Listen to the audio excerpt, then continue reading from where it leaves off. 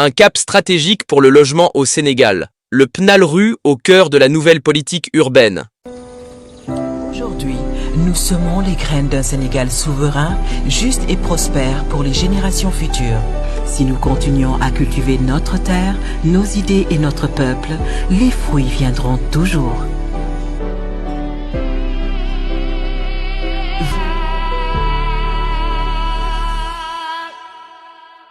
Le lundi 7 avril 2025, Diamnia Dio a accueilli un moment fort dans la refondation de la politique du logement au Sénégal.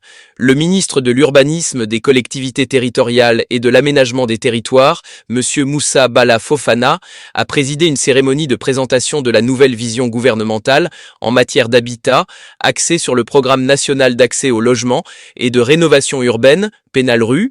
Cette initiative structurante, exposée devant les directions et services internes du ministre de l'Urbanisme, des Collectivités territoriales et de l'Aménagement des territoires, marque une volonté politique affirmée de répondre durablement à la problématique de l'accès au logement décent pour tous.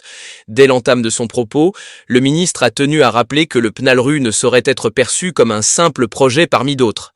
Il constitue une priorité nationale, portée au plus haut niveau par son Excellence le Président de la République, M. Bassirou Diomaye Diakhar Faye, et son Premier ministre, M. Ousmane Sonko. L'objectif est d'ériger un cadre de vie digne, inclusif et durable pour tous les Sénégalais, en particulier les couches les plus vulnérables. Lancé dès juillet 2024, le PNALRU est le fruit d'une démarche rigoureuse, multisectorielle et inclusive. Des comités techniques spécialisés ont été mis en place pour encadrer la conception stratégique du programme, appuyé par l'organisation de plusieurs ateliers d'orientation. À cela s'ajoute un travail de plaidoyer intensif auprès de partenaires nationaux et internationaux qui portent déjà ses fruits. 6 milliards de francs CFA ont été mobilisés auprès de la Banque africaine de développement et de la Banque ouest-africaine de développement pour financer les études techniques essentielles à la mise en œuvre du programme. Un accord historique a été conclu avec Shelter Afrique Bank, ouvrant la voie à la construction de 3000 logements abordables.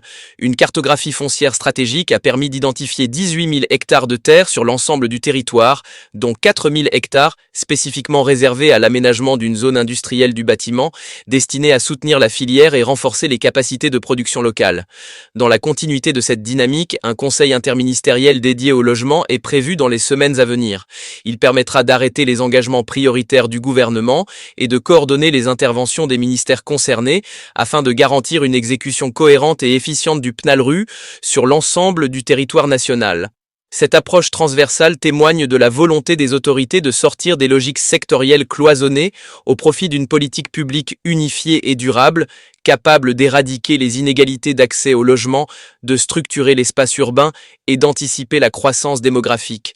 Le PNALRU s'inscrit pleinement dans la vision présidentielle d'un Sénégal plus juste, où l'habitat devient un levier de justice sociale, de développement territorial et de souveraineté économique. Au-delà des constructions en elles-mêmes, il s'agit de penser la ville autrement, à travers une planification rationnelle, une gestion foncière transparente et une implication active des collectivités territoriales et des communautés locales. En plaçant l'accès au logement au cœur de l'action publique, le gouvernement sénégalais envoie un signal fort, celui d'un engagement concret en faveur de l'amélioration du cadre de vie des populations, d'un urbanisme maîtrisé et d'une rénovation urbaine inclusive.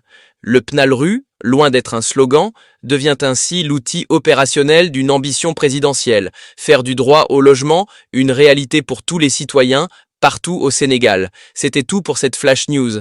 Merci et à bientôt pour de nouvelles vidéos. Aujourd'hui, nous semons les graines d'un Sénégal souverain, juste et prospère pour les générations futures.